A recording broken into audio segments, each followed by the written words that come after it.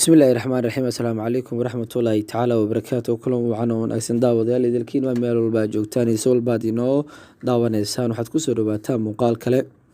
waxaa muuqaalkan ugu hadli doonaa kooxda kubadda cagta Elman ayaana taariikh wanaagsan ka sameynaysa horyaalka Soomaaliya Premier League 3 sano kadib kooxda Elman ayaa la wareegtay hogaanka horyaalka Soomaaliya Premier League muddo 3 sanadood hogaanka horyaalka ma aysan qaban laakiin sanadkan ayaan u suurto gashay inay hogaanka qabato kooxda kubadda cagta Elman ayaa sanadkan ku jirta bandhig aad u wacan iyadoo imika hogaanka horyaalka Soomaaliya Premier League haysa wiilasha lagu naanayso jaalayaasha Elman ayaa kulanka ugu dambeeyay horyaalka ka dheesha waxay 6 gool iyo 1 gool ugu adkaadeen naadiga Rajo Elman ayaa muddo 3 sanad ka hor ugu dambeysay in hogaanka horyaalka Soomaaliya Premier League qabtaan balse sanadkan ayay soo afjareen taariikhda xumadii ka eeysatay hogaanka horyaalka waxayna ku hayaan farqiga goolasha oo gaarsiisan 6 gool inkastoo ay isku dhibco yihiin naadiga dekedaha iyagoo wada leh min 14 dhibcood ay leeyihiin balse farqiga goolasha 6 dhibcood ayay ku haysaa kooxda jaalayaasha hogaamiye Ciise Roberto Mayanjo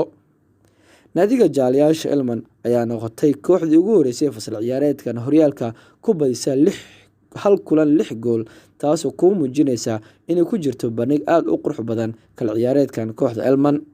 Elman ayaa ku taamaysa inay soo gabagabeysay ku guuleysan la'aanta horyaalka Soomaaliya Premier League waxaana ugu dambeysay sanad ciyaareedkii 2012 ayaan ugu dambeysay inay hanato horyaalka Soomaaliya Premier League oo xilligaas la oran jiray Soomaaliya ama horyaalka Soomaaliya oo qura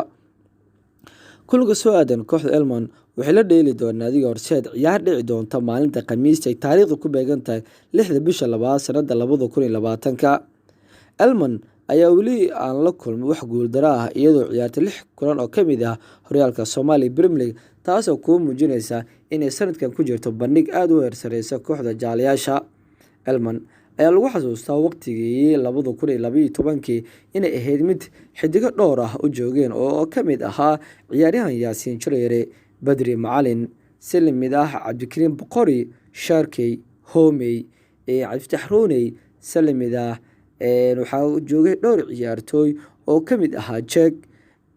Aygu Xaarin ciyaartooy dhowr ah ayaana xilligaas ku duulaan tagi jirtay kooxda jaalayaasha Elman laakiin sanadkan waxay ku duulaan tagaysaa Sayruushka Maynes Umar Sid Cali Shankunda ciyaaryahana dhowr ah oo kamid ah Xaajo ayaa kamid ah Shinaaf Gooye ayaana kamid ah ciyaartooyda ku duulaan tagaysa kooxda jaalayaasha Elman haddaba sanadkan daawada haddii aad daawanayso muuqaalkan maxaad u rajeynaysaa kooxda Elman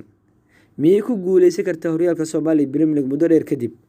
haddaba aragtida waa inoo muhiim hoos inoogu reeb haddii Elman ay sanadkani soo afjari karto musalsalka ku aadan in kooxda dekedaha 3 sano xiriir ah ku guuleysanayso horyaalka Soomaaliya Premier League maasantiin daawashada muuqaalka naga ilaawin subscribe like share iyo comment ba